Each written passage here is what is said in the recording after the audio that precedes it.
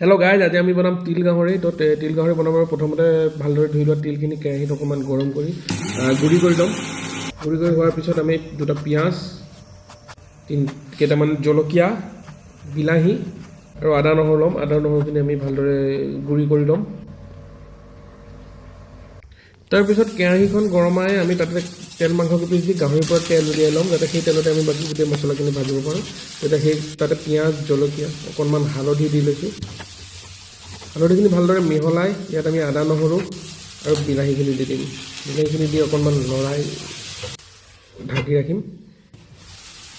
অকণমান সময় ঢকাৰ পিছত তাতে আমি তিলখিনি দি দিম। তো মই নিমখখিনি ইতিমধ্যে দি দিছোঁ, খালি ভিডিঅ' কৰা নহ'লে।